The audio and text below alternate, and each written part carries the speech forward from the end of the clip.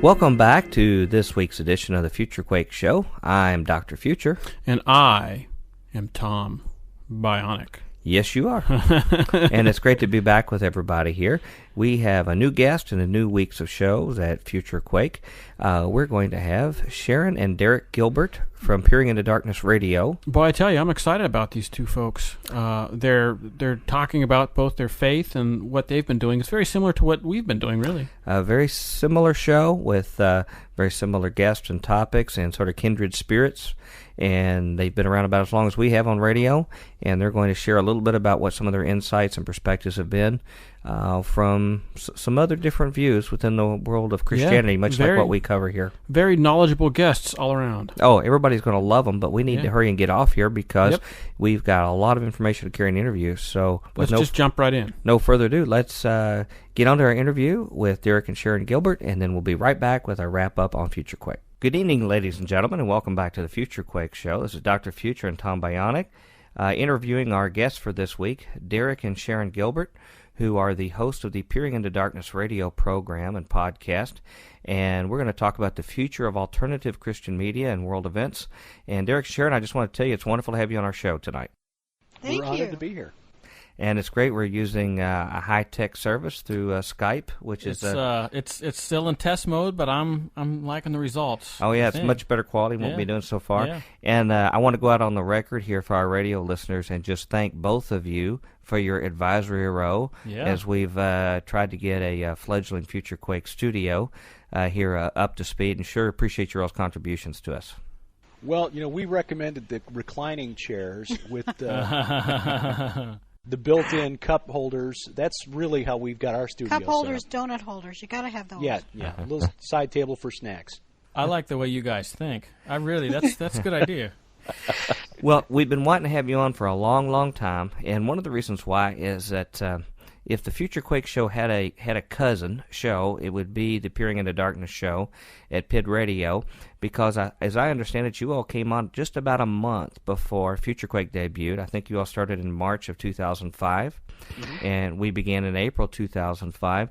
And in fact, we share a lot of common themes and guests that we've had. In fact, I'm not ashamed to admit that I've kept an eye on your show for some interesting guests for us to take a look at on Future Quake. And to get our discussion started tonight, could you just share with us just a little bit about the background of both of you and how you came to know the Lord and and getting into this particular area? Well, we come at it from different directions. Actually, my background, I was raised going to church every Sunday, but in some very liberal denominations. Won't name names, but I went through a couple of liberal Protestant denominations, and then actually, in a previous marriage, converted to Roman Catholicism.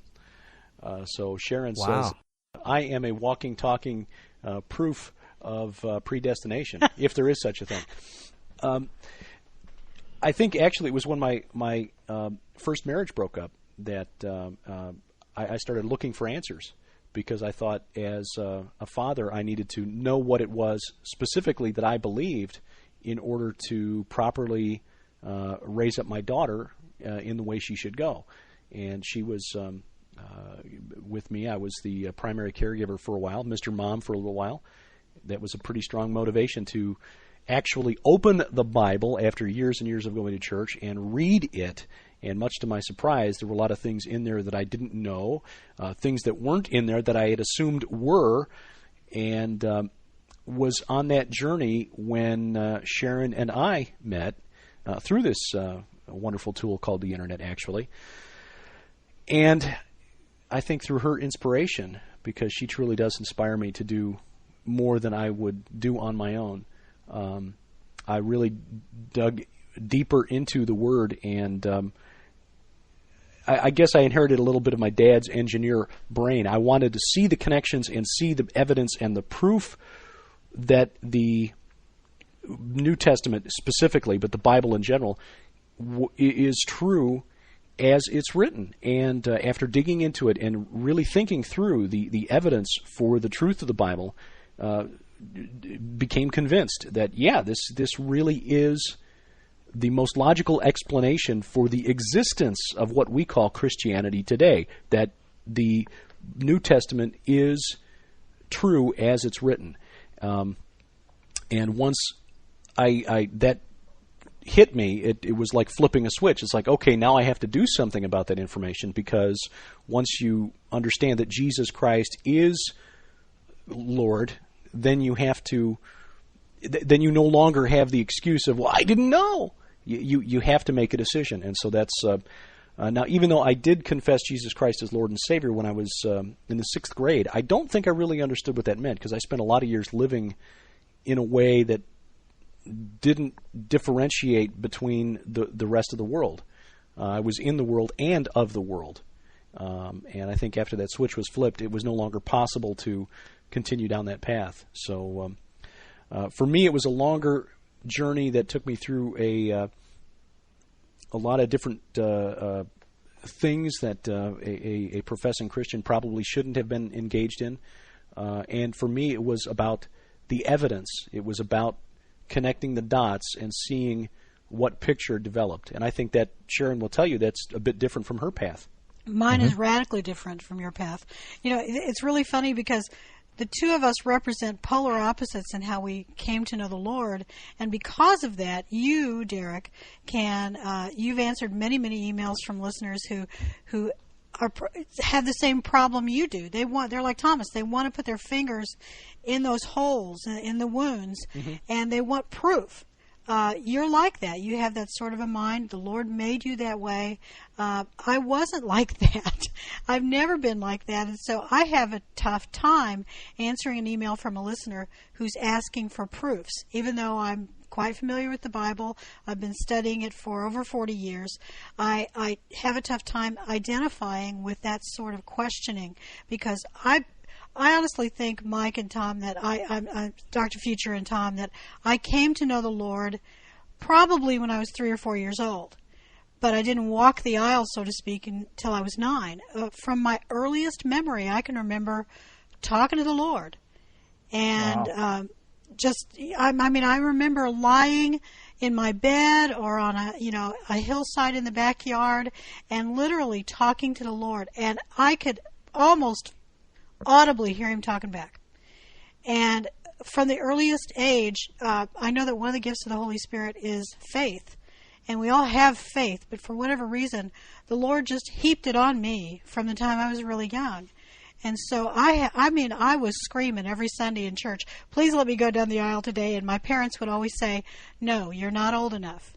They didn't want me to make a decision. They didn't think I knew what I was doing. But in fact, I really did know.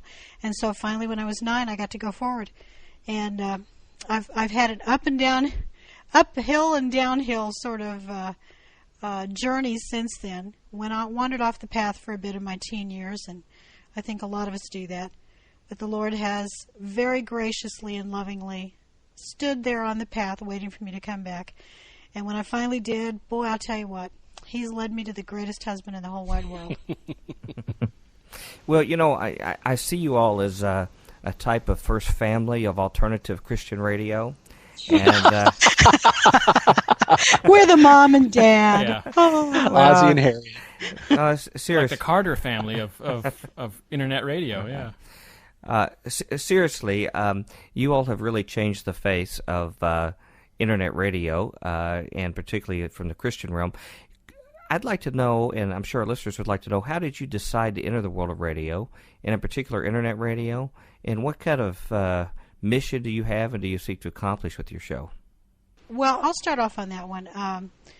We got into internet radio just sort of as a necessity, because back in December of November of 2002.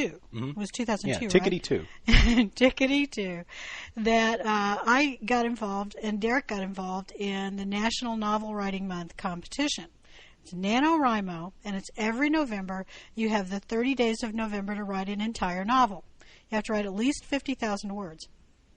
And he and I both got involved in that. I finished the book. He finished his a little while later, but I've been writing since, as long as I can remember. And for whatever reason, I decided to write a novel that really seemed inspired by the Lord, or at least, I thought so at the time.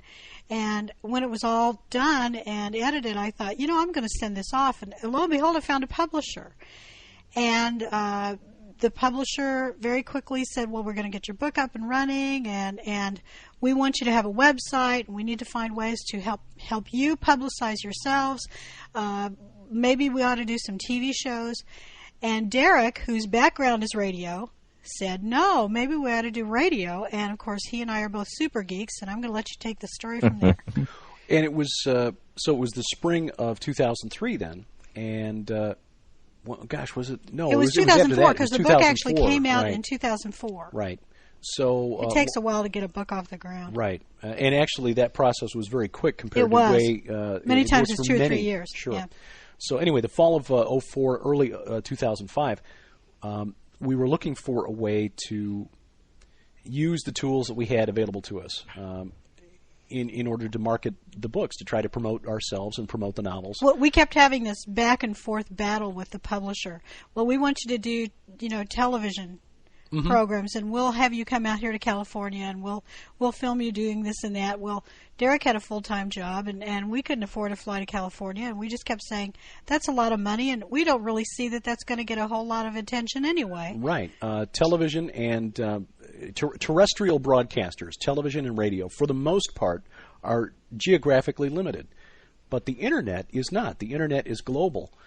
And it was in the fall of 2004 that Adam Curry, the former MTV video jock, VJ, and a fellow named Dave Weiner developed the code that now is that became the backbone of the podcasting code.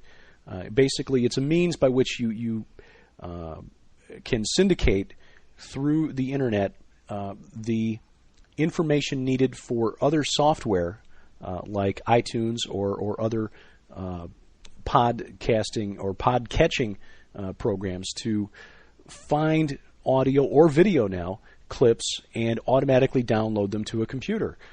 And it occurred to us as we researched this that this was a means by which somebody with a computer, because most computers have enough capability, processing power, to record audio and to produce MP3 files. You don't need to go out and buy software for it, especially if you got a Mac, but that's another story. But no, there are free tools available that you can download on the Internet for Mac or Windows or Linux or whatever that will allow you to produce a basic audio file. But this was late 2004, early 2005 that you and I started researching this, and it took us a couple of months before we figured out how to do it. Right. Even though both of us are kind of geeky, neither one of us is what you'd call a code monkey. There weren't really simple instructions out there. They were all very complicated. And almost always at the end, the person writing the how-to guide would say, and inevitably this doesn't all work all that well anyway. Yeah. Well, in computer world, that was like a millennium ago. This was a Stone Age ago. It really, really was. And yet it's only, 3-4 years ago. Yep. And now there are a number of places where you can go to a website and actually click a button on the website and have it record via the Internet onto this website and have it automatically upload and save and syndicate the code that you need. So there are tools now that are much simpler than they were then. Well, in fact, the way we ended up doing the first, I don't know how many shows, dozen or 2 dozen shows, was through our digital video camera. It was a way that we finally thought, well, none of these how-tos are working out for us, and we don't want to buy all that equipment and download all that software that's not for Macs anyway. So let's do it this way. Right. And we invented our own way. Right. We discovered that Macintosh computers don't have a you can't plug your typical headset microphone, like for PC gamers, into a Mac and have it record the audio. Because Macs need a preamp, which means you need a mixer, or a mixing console of some kind, which we didn't have. So we looked around at what we had and discovered that the digital camera we had microphone inputs and had a powered output that we could run into the line in on the Mac. So we were actually recording through our video camera. Into iMovie. Yes, and we actually had to record I'd forgotten that. We actually had to record the video into iMovie. So there was this extraneous video of the carpet or wherever the camera happened to be pointing at the time. That might be a collector's item today. You don't know. There's something surreal. People. People probably presume that was part of the story, and are probably still debating today what the significance of that video was.